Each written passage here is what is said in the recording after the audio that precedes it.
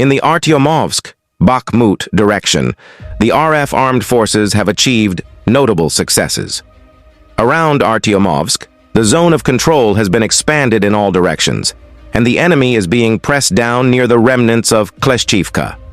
The task is to cut off the roads to Chasov Yar, which became a logistical hub during the storming of Bakhmut. Russians carried out offensive actions north of Soledar in the direction of Razdolovka. Lost positions have been returned, and not only, the Russians also captured the rest of trenches north of Kromovo. In addition, troops continue advancing from many axes, forcing Ukrainian army to withdraw from a series of positions towards more fortified areas adjacent to the road to Chasiv Yar. The Avdiivka sector looks like a lighter version of the Bakhmut meat grinder. Our troops with heavy fighting have cut into the Ukrainian defense, formed the Avdiivka Sack, and are knocking out the enemy's manpower and equipment, periodically disrupting its intentions to go into a deep positional defense with fire and maneuvers. The enemy is forced to withdraw reserves and active units from other directions. To the north of Avdiivka, Russian army entered in treatment facilities, while clashes with Ukrainian army are taking place in the adjacent Dachas. According to reports from the Times, it confirms that the 47th Ukrainian Brigade, one of the best equipped stationed in Avdiivka, is surrounded and low on ammunition. According to British media, this brigade was unable to attack the Russian column before it linked up with the assault infantry on the northern flank of Avdiivka due to a lack of ammunition. The fighting of the 47th Brigade to stop the advance of the Russian army in Avdiivka is described as desperate and leading to the inevitable collapse of the Ukrainian armed forces' defense, with the hope of preventing President Putin's victory by the beginning of the New Year holidays. Zaporizhia front. Just from it, some enemy units were withdrawn in order not to collapse the Ukrainian defense in Avdiivka. There is heavy fighting, but the Russian troops have managed to occupy a number of enemy strongholds. It is too early to talk about complete superiority.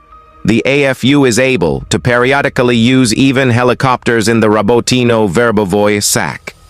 Russian army also advanced 900 meters north of Novoprokopivka, taking control over a trench area south of Robotin. The Kherson direction is characterized by the traditional for the Russia armed forces issues that have not been fully resolved. These include communication, interaction, training of personnel, and the quality of new weapons massively supplied to our army. Drones from the Ministry of Defense, of which there are many, cause some complaints of the frontline soldiers, and the absence or critical shortage of night FPV and thermal imaging sites actually gives the enemy superiority in some issues. At the same time, our superiority in heavy weapons is obvious. Fabs, TOS, and artillery grind up entire stretches of terrain without rest. But their not always high accuracy allows the AFU to plan new daring landings, now already in the area of the Kinburn Peninsula. The Vremyevka sector and the areas of Ugledar and Marinka are characterized by constant fighting. There are no significant changes in the front line. In the Kupiansk direction, our troops are slowly advancing in several directions. The AFU are forced to start building defenses outside Sinkovka, on the Torskoye Ledge and in the Serebryanskoye forestry. There is local fighting. The RF armed forces have the initiative. The border regions of Bryansk, Kursk, and especially Belgorod are under constant shelling. The situation is changing radically in favor of the Russian army, but it is still very early to talk about complete superiority. There are all the prerequisites for breaking that very parity and breaking the deadlock in the development of the situation, but there is still a great deal of combat, organizational, and managerial work to be done. That's all for this video. Hope you enjoyed it. Please tell me your thought on the latest Russian advancement in all sectors of the front lines on the comment section.